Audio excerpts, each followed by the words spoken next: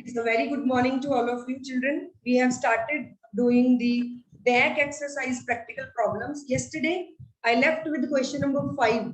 Question number 5, wherein I told you this is the first statement is a very new statement. What is the statement? Started business with cash and goods. तो दोनों चीजों को लेके the person has started the business. And when someone is starting the business, it is called as capital. The money which he is investing in the business in the form of cash plus goods. So both are collectively called as capital. So इस बंदे की 1 lakh plus 20,000. 120 will be the capital. ठीक है जी? This is something which we did yesterday. I'm not going to continue with the same question.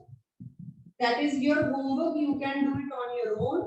Liabilities plus capital. And starting with question number 7. Okay, ji? Question number 7 we are going to start today. Question number 5 and 6 is your homework. Question number 7 says started business with cash 1 lakh rupees. So any one of you can tell me. Hardik, you can tell me, bete. Hardik Gupta, unmute yourself. Yes ma'am, वो cash जो होगा हमारा asset है एक तरह का. Asset is 1 lakh rupees is our asset. And वही 1 lakh rupees और क्या हो जाएगा? दो जगह जाता है ना. Capital. Capital, very good. So asset में मेरे पास कैश आ जाएगा 1 lakh rupees and the same 1 lakh rupees will go in the form of capital.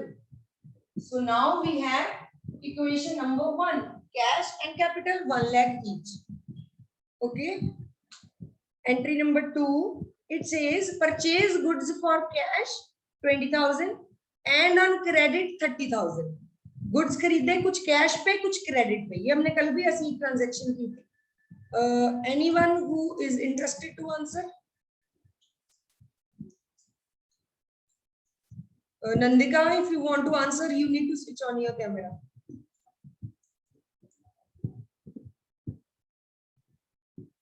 Yes, बेटे. हाँ जी, बोलिए.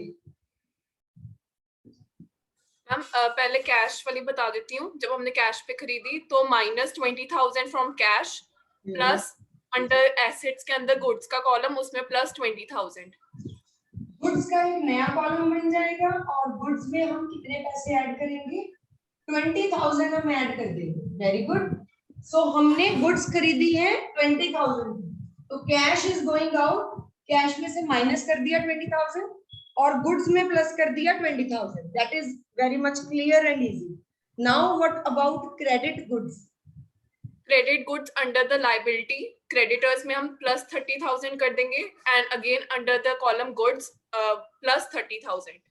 सो again this will have two effects. Creditors हमारे बन जाएंगे नई liability and creditors will amounted to rupees 30,000 plus हो जाएंगे और यहाँ पे हमारा गुड्स में 30,000 और प्लस हो जाएगा क्योंकि और गुड्स आ गए हमारे पास. 30,000 की यहाँ भी आ गई और लायबिलिटी भी बढ़ गई हमारी 30,000. So now after all these adjustment now we can make a line and now equation number 2 says we have total goods कितने की है? 50,000 के टोटल गुड्स हो गए. कैश कितना है मेरे पास? 1 लाख में से 20,000 चला गया. 80,000 का टोटल कैश हो गया.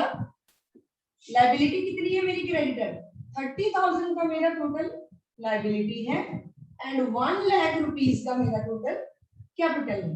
So now I have 5, 80 and 50, 130 and 130 on both sides. So it is equal. Any doubt, anyone, you can raise your hand. Okay. Otherwise, we are shifting on to the next statement, which is little bit tricky. So that's the reason why I opted for this question.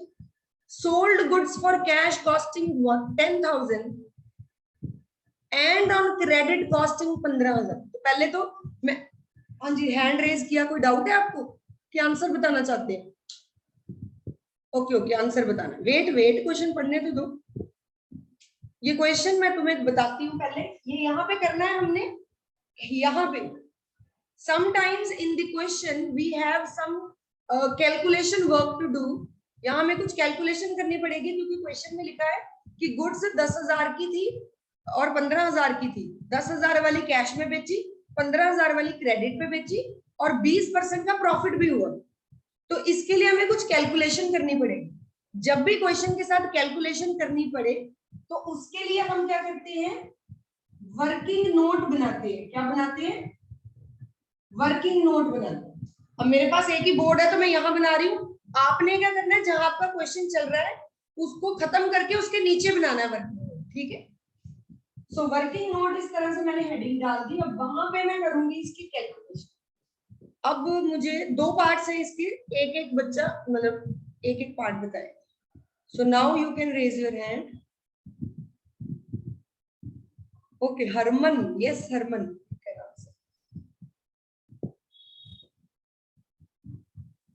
Ma'am पहले जो 10,000 के cash पे लिए हैं उसका 10% बनेगा 12,000। वो जो है कैश में प्लस हो जाएंगे एसेट्स में जाकर। 12% है, सॉरी 20%। अच्छा जी, 20%, यस मैम। 20% 10,000 का हो जाएगा 12,000, वो कैश में एसेट्स में जाकर प्लस हो जाएगा। फिर और उसमें से वो 10,000 माइनस हो जाएंगे। फिर जो कैपिटल है उसमें 2,000 जो प्रॉफिट हुआ है वो ऐड हो जाएगा। ठीक है, वेरी गुड। कैपिटल में इसको हम इस तरह से यहाँ लिखेंगे। देखो, दो हुई हमारी ट्रांजैक्शंस, तो एक ट्रांजैक्शन जो कैश में हुई उसको मैं अलग कर देती हूँ, एक ट्रांजैक्शन क्रेडिट में उसको मैं अलग कर देती हूँ। तो कैश वाली ट्रांजैक्शन को पहले देखो। गुड्स थे हमारे कितने के? 10,000 रुपए। 10,000 में कितना प्रॉफिट ऐड हुआ? कितना प्रॉफिट ऐड हुआ? 20%। और मैंने ये आपको पहले बताया हुआ है, किसी भी चीज का 20% निकालना है या 10% निकालना है तो कैसे निकालते हैं? जैसे 10,000 का 10% हो तो 1,000 होता है, ठीक है। 10,000 का 20% है तो 1,000 का डबल 2,000 हो गया। So it is 2,000 rupees profit आ गया 2,000। इसका मतलब ये जो मेरी गुड्स की सेल हुई कितने की हुई? 12,000 की सेल हुई मेरी, ठीक है जी। This is the situation here. Goods थे मेरे 10,000 के, वो 10,000 के गुड्स 2,000 के प्रॉफिट पे 12,000 के मैंने बेच दिए। Situation number 1। ये वर्किंग नोट आपने जरूर बनाना, इसके बिना आपको नंबर नहीं मिलेंगे, आपके मार्क्स कट जाएंगे अगर आप वर्किंग नोट नहीं बनाते। Working note means we are doing the calculation part.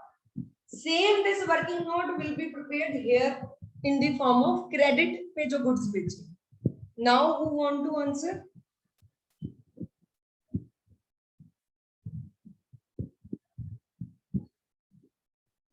Anshul, yes Anshul, you can answer.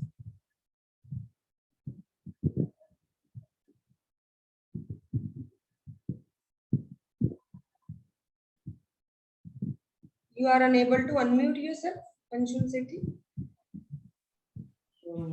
हाँ, yes. मैम 1000 के गुड्स माइनस हो जाएंगे। कितने के? 15,000 के गुड्स। अच्छा जी, यहाँ पे आप पहले मेरे को बताइए ना बेटी, कैलकुलेशन यहाँ मैंने कैसे लिखनी, फिर तो मैं पूछूंगी आगे। मैम कॉस्ट थी 15,000 और प्रॉफिट 20% है तो सेल होएगी 18,000 की। प्रॉफिट कितना हुआ? 3,000। 3,000, ठीक है जी। तो गुड्स मेरे पास है, मैं यहाँ थोड़ी जगह कम है तो ऐसे लिख रही हूँ। 15,000 के गुड्स है और प्रॉफिट उसमें मैंने कितना ऐड किया है? 3,000। 15 टू 30 होता है तो 20% है तो 3,000 हो गया प्रॉफिट। और मेरी सेल कितनी हो गई है यहाँ पे? 18,000 की हो गई है मेरी सेल। ओके, हाँ जी अंशुल, अब तुम बताओ कि किसको कहाँ कैसे लिखना। 15,000 गुड्स में से माइनस होगा एसेट्स के अंदर। ठीक है, एसेट्स के अंदर कैश में 18,000 प्लस होगा। पर ऊपर तो क्रेडिट लिखा है, कैश में कैसे चला गया फिर? ये तो बिके ही नहीं है कैश पे गुड्स, कैश कैसे आ गया तुम्हारे पास? मैम फिर जो 3,000 प्रॉफिट है मतलब उसे लायबिलिटीज में लिखते हैं। लायबिलिटी में कहाँ लिखेंगे? क्रेडिटर। कैपिटल में ऐड करेंगे, ठीक है। और 18,000 को क्या करेंगे बेटे? चलिए नंदिका, यू कैन आंसर बेटे, नंदिका। मैम 18,000 को एसेट्स के अंदर डेटर्स में हम ऐड कर देंगे। क्यों हम लिखेंगे वहां पे डेटर्स में? क्योंकि मैम क्योंकि सेल हुई है वो भी क्रेडिट पे। वो क्रेडिट पे सेल हुई है and they have not paid us, so when they have not paid us they will become our debtor. तो please write it down before I like erase it, this one please write this working note, this is supported. इसके बिना हम question को complete नहीं assume करते। अगर इसके बिना आप क्वेश्चन कर देते हो पेपर में, मैं ये सोचूंगी आपने चीटिंग कर ली है, तो आपका नंबर कट जाएगा, 1 नंबर या हाफ मार्क या 1 mark, depending upon the weightage of the question you will be deducted from your answer. ठीक है जी, this is done. 10,000, 2,000, 12,000. Okay, now I am going to write this part first. Cash वाला पहले delete कर रही हूँ उसको यहाँ से रब। तो सबसे पहले गुड्स थे 10,000 के जो चले गए, तो गुड्स में से मैं 10,000 माइनस कर रही हूँ। 2,000 का हुआ मुझे प्रॉफिट। वो जो प्रॉफिट है मैं कैपिटल में प्लस कर रही हूँ, क्योंकि जो प्रॉफिट होता है वो ओनर को ही मिलता है। जो 12,000 का कैश आया, मेरी सेल हुई 12,000, वो 12,000 में कहाँ ऐड कर रही हूँ? कैश में ऐड कर रही हूँ। Is the first part clear to all of you? 10,000 के गुड्स गए, 12,000 रुपए आए और 2,000 का प्रॉफिट हो गया। डन है, सबको क्लियर है। Now let's come to the other side. Goods थी 15,000 की, चली गई 15,000, यहां से माइनस कर दिया मैंने। 3,000 का प्रॉफिट हो गया, प्रॉफिट मैंने कैपिटल में ऐड कर दिया, 3,000 का profit. Now is the problem of sale. Sale हुई 18,000 की पर कैश नहीं आया। अगर तो कैश आ जाता प्रॉब्लम ही नहीं होती, मैं यहाँ 18,000 ऐड कर देती, बट कैश तो आया ही नहीं। ऐसी सिचुएशन में what I will do, I will, थोड़ी सी मैंने यहाँ जगह बना ली है लेफ्ट हैंड साइड पे, यहाँ पे मैं लिखूंगी एक नया एसेट डेटर। डेटर का नाम मेरे पास है नहीं है, पता नहीं मुझे, इस तरह से लाइन लगा ली मैंने, और कितने रुपए का डेटर आ गया मेरे पास? I got debtor of 18,000 rupees. ठीक है जी। Now I can draw again a line and write the third final equation. Third equation will be 18,000 के डेटर्स हैं मेरे पास, प्लस गुड्स कितने बचे? 50,000 थे, उसमें से 10 गए, 40, 40 में 25, 15 चले गए, तो बचे 25,000। कैश मेरे पास 80,000 था, 12,000 और आ गया, became 92,000। क्रेडिटर्स मेरे 30,000 थे, there is no change, so it will remain as it is. Capital is being changed, 1 lakh plus 5,000, it will become 1 lakh and 5,000. So this is my final equation, and now I am required to add it up. तो ये बन जाएगा 1,10,000, 25,000, 1,35,000. 1,35,000. Yes, very good. 1,35,000 on the both sides. So this is the correct answer. ठीक है जी बेटे? Is it understood for all of you? Clear है बेटे सबको? Clear है सबको बेटे? Yes or no? Okay. तो आज मैं आपको अभी इसी क्वेश्चन का एक सपोर्टेड डॉक्यूमेंट बताने वाली हूँ, which is not being asked in this question, but it may be asked in some other question. मैं अभी आपको बता देती हूँ कैसे बनाना है, and then later on you can prepare it on your own. ठीक है जी? How we are going to prepare the balance sheet? मान लो इनरप्ट कर दूं इसको? Shall I erase this? Is it done? All of you have written? Raise your hand if anyone is still writing. If anyone is still writing, you can raise your hand. If not, then I can erase this. Okay, so everyone has written. That's great. ये last वाली equation is required because I need to prepare a balance sheet. और balance sheet में मुझे क्या चाहिए? I need this information. The final one information I need. ऊपर वाला मैं सारा रख कर सकती हूँ. That is not at all required. ठीक है जी? और ये भी मुझे चाहिए because I must know कि इस चीज की वैल्यू। ठीक है जी, यहाँ से करते चाहिए रब, और अब हम आगे करते हैं कंटिन्यू। ओके जी, सो इन केस बेटे क्वेश्चन में आपको लिखा है प्रिपेयर अ बैलेंस शीट, अगर क्वेश्चन में बैलेंस शीट प्रिपेयर करने के लिए बोला है तो how we are going to prepare? First of all, you any one of you can tell me what is balance sheet? I have already told you what is a balance sheet. Okay, Yadavi you can answer. Yadavi. Which balance sheet tell the financial position Very good. and can be evaluated by assets and liabilities. Yes, what else? That's all. सिफतप्रीत, आप कुछ कहेंगी इसके बारे में? It is the position statement which helps to tell us the financial position of the business. It includes assets and liabilities of the enterprise. Okay, what else? बस इतने. एक बड़ी इंपॉर्टेंट सी बात थी जो तुमने नहीं बोली, बट मैंने वही सुननी थी, वो मैं चाह रही थी कि कोई बोले.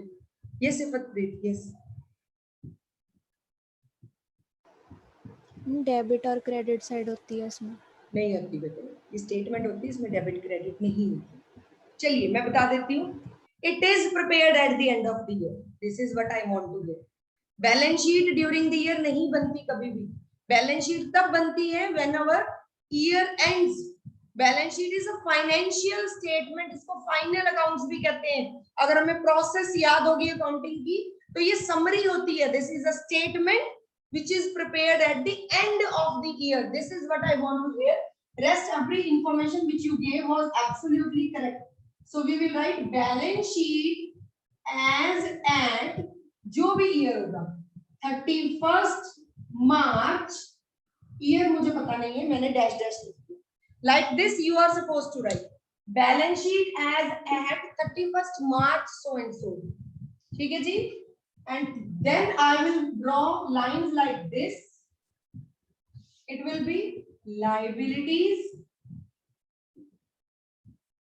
amount, assets, amount. Please draw it like this only. Liabilities amount, assets amount, and debit or credit इसका नहीं होता. This is not an account. अगर कोई अकाउंट में बनाती तो डेबिट क्रेडिट होता. आपको बताया था डेबिट और क्रेडिट अकाउंट के होते हैं. ये स्टेटमेंट है, इसके अकाउंट इसके डेबिट क्रेडिट साइड नहीं होता. इसका लेफ्ट हैंड साइड और राइट हैंड साइड होता है. इसका एसेट साइड और लायबिलिटी साइड होता है. ठीक है. लेफ्ट हैंड साइड में हमेशा लायबिलिटी होती है और राइट हैंड साइड में हमेशा एसेट्स. ओके.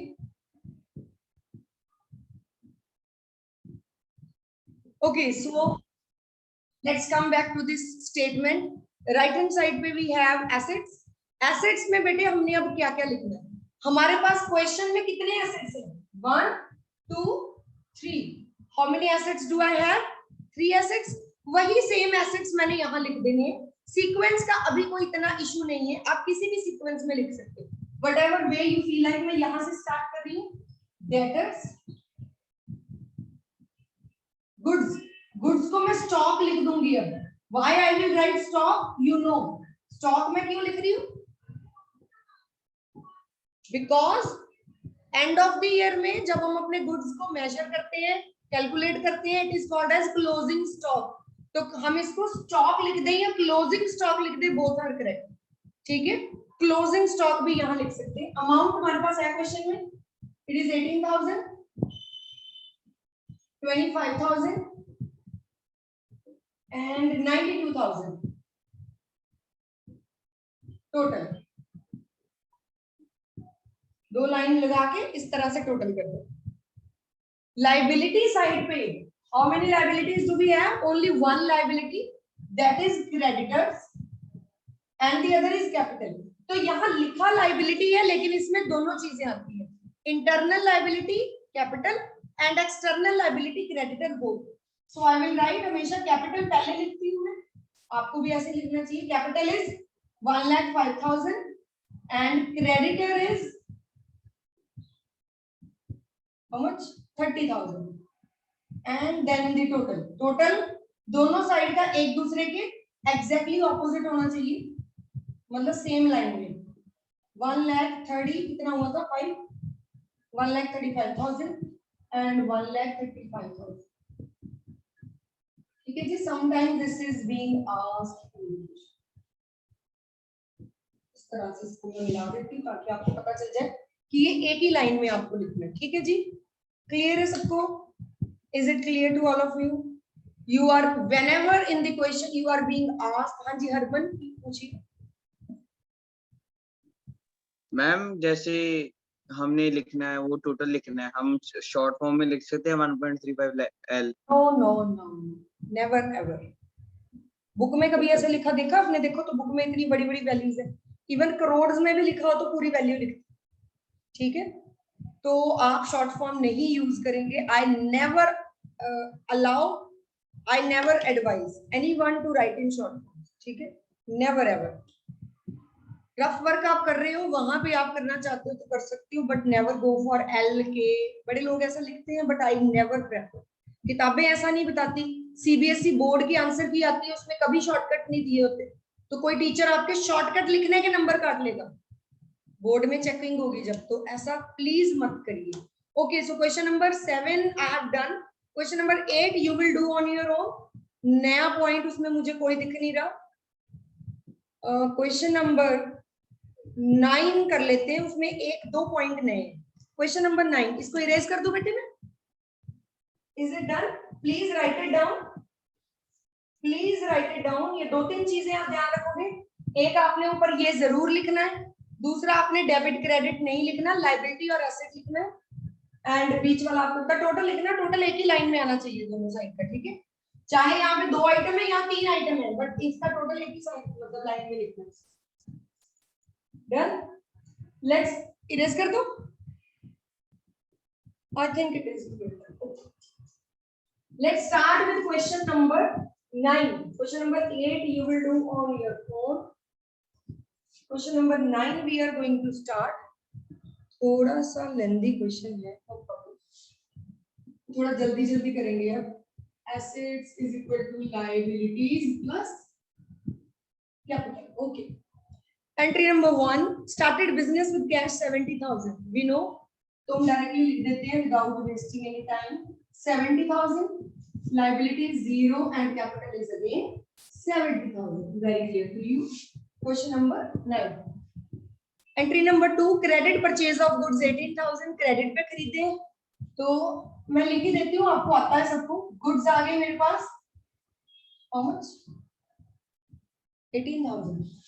18,000 के गुड्स आ गए, और इधर लाइबिलिटी में भी 18,000 बन गया है। टोटल करेंगे लाइन ड्रॉ करके, लाइन ड्रॉ कर दीजिए। This is equation number 1, equation number 2 सब जगह इधर बना लेते हैं, बाद में कम हो जाता है। यहाँ पे आ गया 18,000 plus 70,000 is equal to 18,000 plus 70,000। ठीक है जी। Entry number 3, payment made to creditor in, या this is the very important and new point जिसके लिए क्वेश्चन चूज किया। Payment made to creditor in full settlement 17,500। How much we were required to pay? 18,000 पे करना था, हमने कितना पे किया? 17,500, और फुल सेटलमेंट हो गई। Full settlement means now we are not required to pay anything else. तो इसका मतलब क्या है कि 500 रुपीज का हमें क्या मिल गया? Discount. We got discount, very good, and discount is a profit, मतलब एक तरह का फायदा है हमारे लिए। So how it will go, ध्यान से देखिए।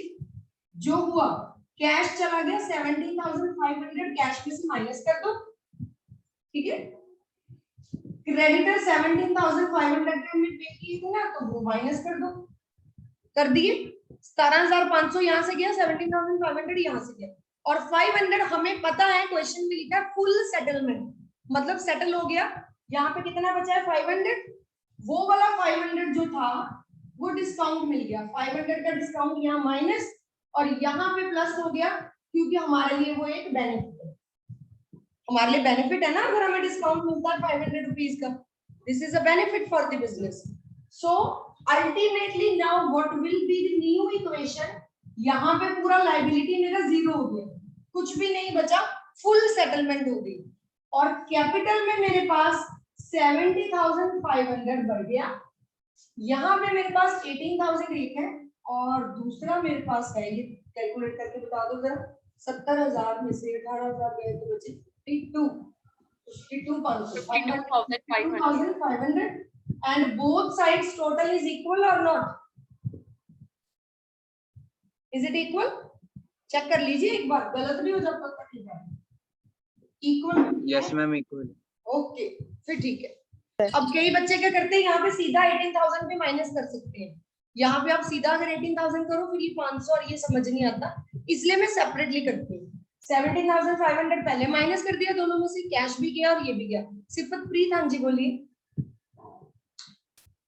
You have a doubt? Ma'am 500 उसमें से माइनस क्यों किया लाइबिलिटीज में से?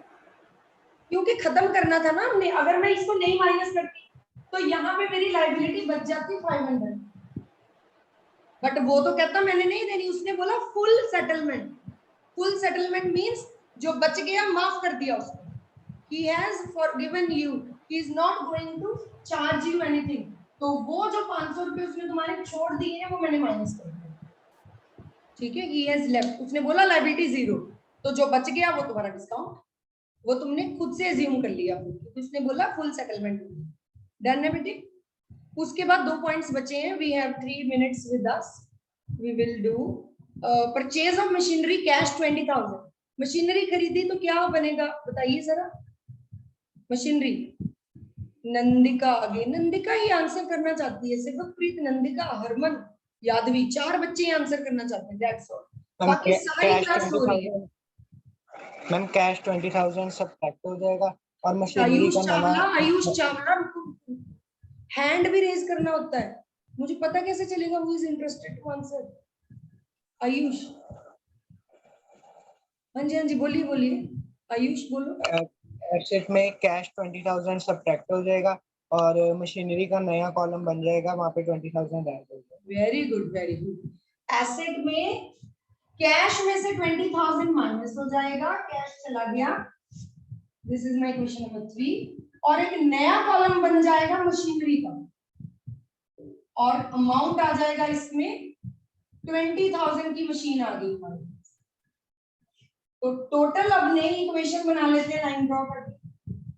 My new equation says, equation number 4, 20,000 of machinery, 18,000 of goods, कितने हुए 32,500 of cash, 0 liability and 70,500 of capital. So this is my latest one equation. Now last equation, depreciation. Depreciation का क्या कहते हैं ये? What is the meaning of depreciation? Who will tell? Raise your hand. I want to see how many of you actually know what is depreciation. Okay, 6 participants. Jaskaran, हाँ जी बेटे आप बताइए। हम डेप्रिसिएशन मतलब कि जो वियर एंड टियर हुआ है मशीनरी में, वो नुकसान जो हमें, will it be an asset or liability or what? Ma'am वो हमारा नुकसान है, वो मतलब हमें वो नुकसान हुआ है, तो वो नुकसान है हमारा, तो कहाँ से बेयर करेंगे हम? मैम वो हम मशीनरी में से बेयर करेंगे, और हर चीज 2 जगह जाती है, एक तो मशीनरी में से 2,000 माइनस और कैपिटल में से 2,000 माइनस ये एक लॉस है, तो लॉस हम कैपिटल में से बेयर करते हैं। तो डेप्रिसिएशन हमने कैपिटल और मशीनरी में से माइनस कर दी। So my new equation will become equation number 5, machinery बची 18,000, गुड्स भी 18,000, and then 32,500 for cash, 0 liability, and capital 68,500. I think both sides will be equal. आप टोटल करके देख लीजिए, ठीक है। So this is your homework to do 1 to 10.